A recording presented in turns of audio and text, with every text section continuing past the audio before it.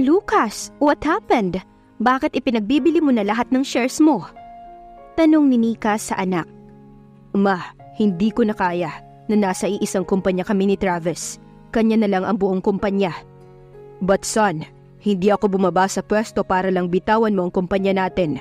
Naniniwala ako sa kakayahan ni Travis, pero alam kong hindi niya kakayanin kapag nawala ka. You too can be a good partner. Just give him a chance. I don't think he wants me to be his partner, Dad. We all know what he really wants. I only have 20% shares in the company. Hindi nila ikakabagsak yun. You think Diego and Vincent will stay kapag umalis ka sa Sandoval Company? Soon, they will pull out their shares. Puro mga bagong tao na ang maiiwan sa company. At ano sa tingin mo ang magiging implications nito sa mga investors? For the legacy of your lolo, mag-isip ka naman anak. Natigilan si Lucas. Nagiging emotional siya pagdating sa lolo niya. Hindi niya ito kayang saktan. Nilapitan siya ng ina. Anak, kung nasaan man ngayon ang lolo mo, I'm sure he's not happy for what's happening. I'm sure he feels sorry sa mga nagawa niya dahil nagkakagulo tayo ngayon. But you have to be firm. Huwag padalos-dalos at magpadala sa emosyon. Ang dami naming sacrifices ng daddy mo para sa company. Ang totoo, mas naging hands-on pa nga yata siya rito kaysa sa ibang kumpanya natin. I just hope na hindi masayang ang lahat ng pinaghirapan natin, Lucas. Kung kinakailangan magpakumbaba tayo at humingi ng tawad sa kapatid mo sa lahat ng nangyari sa kanya, gawin natin. Makipagkasundo ka kay Travis. Let's save the company.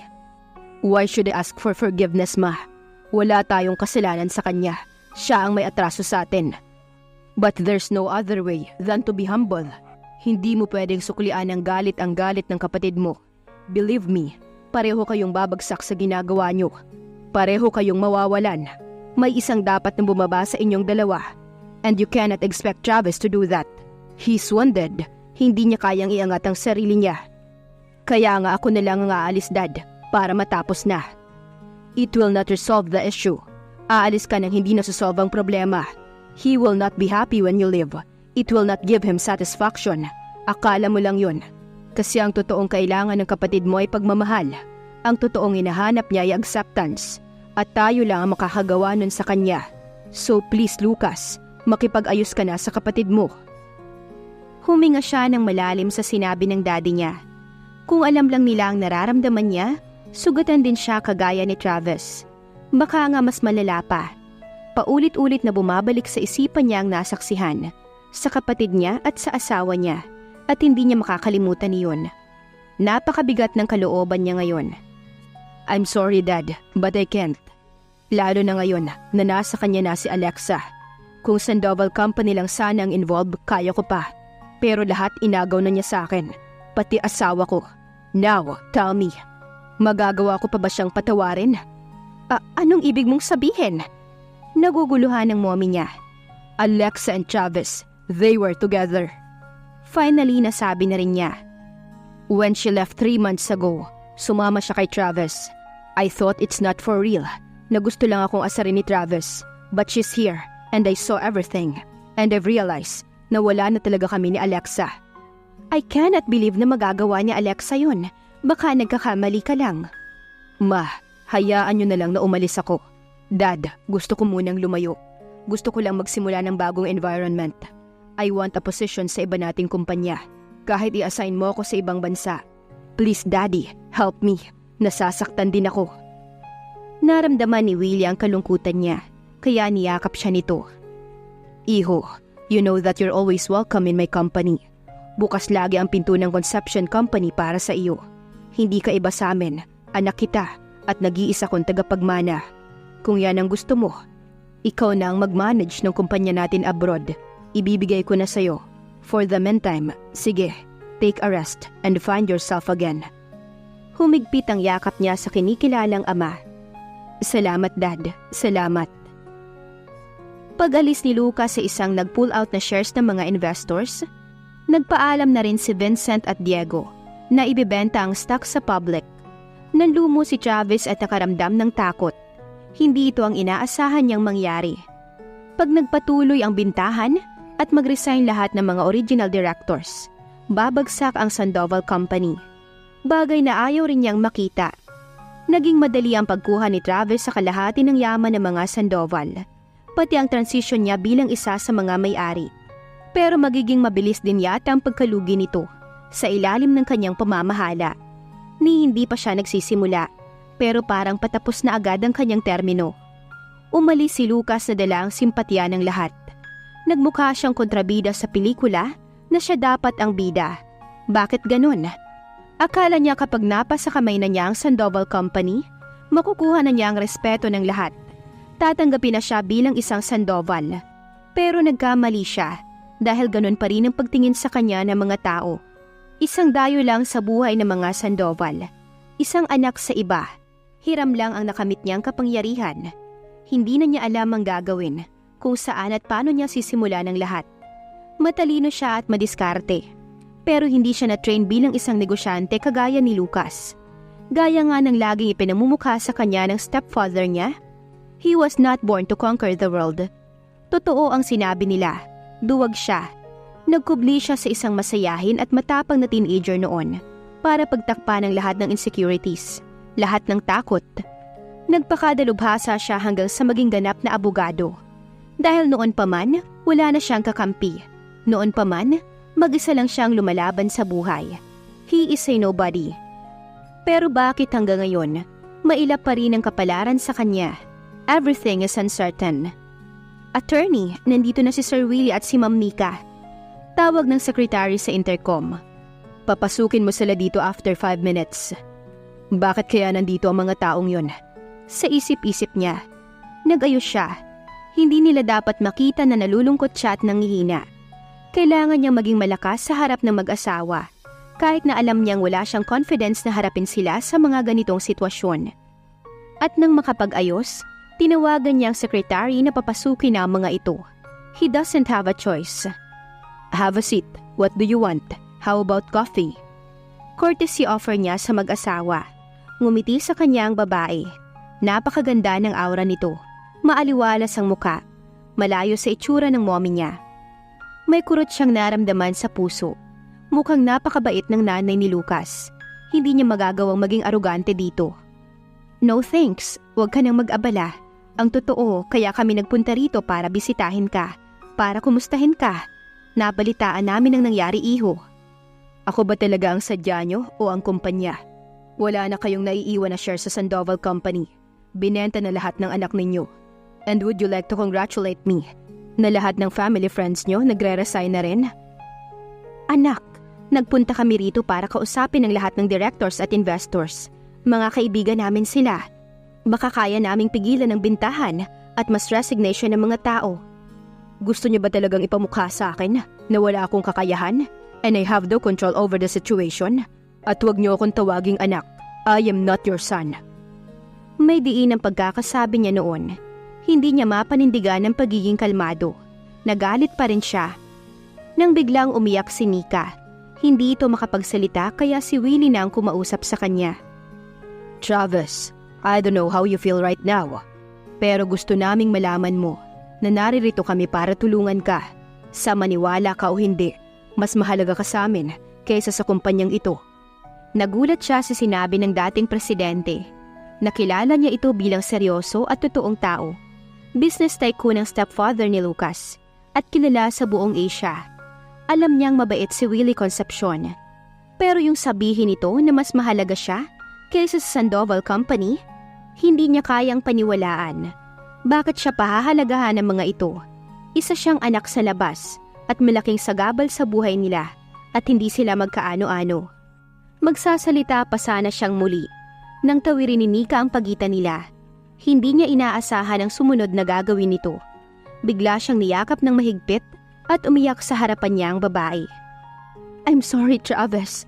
I'm sorry that those times that we're happy and complete, may isang tao kaming nasasaktan. We're very sorry. Hindi namin alam na nasasaktan ka at umiiyak sa mga panahon na magkakasama kami. I'm sorry na wala kami sa tabi mo kapag may sakit ka, kapag malungkot ka, o kailangan mo ng isang pamilya. I'm sorry that we're not there to celebrate your birthday and to celebrate your victory when you pass the bar exam. Ni-research namin ng Tito Willie mo ang profile mo. Matalino ka pala. Lagi kang honor student since kinder. Hindi kasi namin alam, anak. Kung alam lang namin, sana nandun kami lagi sa school activities mo. Sana present ako at nagsasabit ng medal mo kasi lagi naman akong available. Pero hindi kasi namin alam. Ganoon pa man, gusto naming humingi ng tawad sa lahat ng nangyaring hindi maganda sa buhay mo. Kung iniisip mo na kami ang dahilan kung bakit naging miserable ang buhay mo, I'm sorry. Kami ng asawa ko, si Ricardo, ang daddy mo. Patawarin mo na kami. Si Lucas, magkapatid kayo. Higit sa lahat, patawarin mo na ang lolo mo. Heto na tayo ngayon. Hindi na natin pwedeng ibalik ang nakaraan. Pero kaya pa nating baguhin ang sitwasyon ngayon. Yakap pa rin siya ng mahigpit ni Nika. Hindi niya namalayan, nagsisimula na ring bumagsak ang luha niya sa balikat ng mommy ni Lucas. Pinipigilan niya na huwag umiyak. Pero bandang huli ay bumigay na rin siya. Bumuhos na ang masaganang luha mula sa kanyang mga mata. Unti-unti na siyang tumatangi sa harapan ng mag-asawa. Bumitiw siya sa pagkakayakap nito. Lumayo ng bahagya. Bakit ang bait niyo sa akin? May karapatan kayong magalit dahil nagulo ko ang buhay niyo at nasisira ko ngayon ang kumpanya ng dahil sa akin. Puno ng pagtataka sa kanyang mga mata. Dahil pamilya pa rin tayo, may mas mabigat pa bang dahilan sa bagay na yon? Anak ka rin ni Ricardo. Travis, ngayong alam namin na nandito ka, hindi ka namin pwedeng pabayaan. Tanggapin mo man o hindi, gusto naming malaman mo na nandito lang kami kapag kailangan mo ng isang pamilya. Bumaba ako sa pwesto because we believe in you. We accept you for who you are. Handa ka naming ituring na anak. Wala kang dapat patunayan. Sa kabila ng mga pinagdaanan mo, sana mahanap mo pa ang pagpapatawad para sa amin. Hihintayin ka namin, anak. Matapos magsalita, ay niyakap din siya ni Willie. Once again, he cried. He believes in him. Walang Del Socorro na naniwala sa kakayahan niya. Pero ang lalaking ito, pinagkatiwalaan siya. Humikbi siya ng malakas na parang bata. Hinayaan niya ang sarili sa mga bisig ng dating presidente. Kay tagal niyang nangulila sa ama. Kay tagal niyang hinintay ang mga ganitong pagkakataon. Tama si Alexa. Mabubuting tao ang mga taong kinamuhian niya sa loob ng mahabang panahon. At panahon na para alisin ang galit sa puso niya. Ano ba yan? Kami ang kasama pero lingon ng lingon. Hindi naman obvious, girl, na may hinahanap ka, no? Pangaasar kay Alexa ni Diego. Nakataas pa ang kilay nito habang nagsasalita. Darating ba si Lucas? Tanong ni Misty. I'm not sure. Sabi niya last night try niya daw humabol. May convention kasi ang Conception Company. Baka hindi pa tapos yun hanggang ngayon. Sagot ni Vincent. Kaya pala wala rin sina Tito Willie at Tita Nika. Huwag ka nang malungkot, Alexa. Nandito naman si Lucas next week para pirmahan ang mga documents ng amended articles natin. Pagkukomfort sa kanya ni Misty. Sino bang nalulungkot? I'm not affected, no? Kung pumunta siya, edi fine. Kung hindi, okay lang. Wala akong problema dun. Asus, kaya pala walang siglay ang mukha mo. Tigilan mo na yung pagpe-pretend na okay ka. Hindi ka magaling magsinungaling. Huwag ako, Alexa. Kuya, ano ba? Depressed na nga si Alexa, pinapaalala mo pa sa kanya. Saway ni Misty sa kapatid. I'm just fine, don't worry about me. Hi, can I join you? Hindi nila namalayan ang pagdating ni Travis. Oh, hello Travis. Sure, dito naman talaga ang upuan mo. Minwestra pa ni Diego ang bangko. Pero sa halip na tumabay sa kanya, kay Vincent ito lumapit. Kamusta bro? Adjusted ka na ba sa bago mong trabaho? Tanong ni Vincent sa bagong dating. Heto, nag-a-adjust pa rin. Until now, hindi pa nagsisink in sa akin na ako na ang general manager ng kumpanya. Buti na lang nandyan si Tito Willie as consultant. Napakarami kong natutunan sa kanya. No wonder, mas bata sa akin si Lucas pero mas maraming alam sa negosyo. Napakagaling ng mentor niyo pare. Cheers to that. Anyway, nagkausap na ba kayo ni Lucas? Si Diego na curious sa estado ng relasyon ng magkapatid. Nagkakausap kami through chat and Skype. Business as usual of course. But to be honest, we haven't talked on a personal level. And I haven't seen him personally after he left. Laging sa phone and computer lang kami nagkakaharap. But so far, okay naman kami. Civil. Well, at least hindi na kayo nag-aaway at nagbabangayan na parang aso't pusa. In time, matatanggap ka rin ni Lucas. All is life. Nabuhay siya sa solo child. Siyempre, magugulat siya na may kapatid pala siya. But don't worry, though most of the time, he's stubborn and rude. Mabait na tao ang kapatid mo. Magkakaayos din kayo. I know, he has a good mom, and Tito Willie is the best. Mabubuting tao ang nagpalaki sa kanya. He's a good man for sure. How about you, Alexa? Kamusta na kayo ng asawa mo? Hindi siya nakapagsalita. Kung tutuusin, okay na ang lahat. Bumalik na sa dati. Hindi natuloy ang bentahan ng shares ng kumpanya. Na-convince na mga in-laws sa mga tao sa Sandoval Company. President na si Lucas at busy rin ito sa Conception Company. Okay na rin sila ni Travis. Napatawad na niya ang binata. Everything is sailing smoothly except her and Lucas. Wala silang communication simula nung umalis ito ng bansa. Huminga lang siya ng malalim sa tanong ni Travis. Anong isasagot niya? Wala na talaga sila ng asawa. I'm so sorry, Alexa. I'm sorry. Alam kong ako ang dahilan ng lahat. I will make it up to you pagbalik niya. I can explain everything to him. There's no need to do that, Travis. I've done my part. Na-explain ko na ang sarili ko. For sure, nasabi na rin ng mga in-laws ko sa kanya kung ano ang totoo. Talaga lang sigurong nagalit siya sa ginawa ko. And I think it has nothing to do with you anymore. Kami ng dalawa to. Tapos na ang issue natin, okay na tayo. Pero Alexa, paano ang anak niyo? Bakit kasi ayaw mo pang ipaalam sa kanya na magkakaanak na kayo para matapos na ang lahat? Hindi naman natuloy ang annulment niyo, pero daig pa ninyo ang naghiwalay.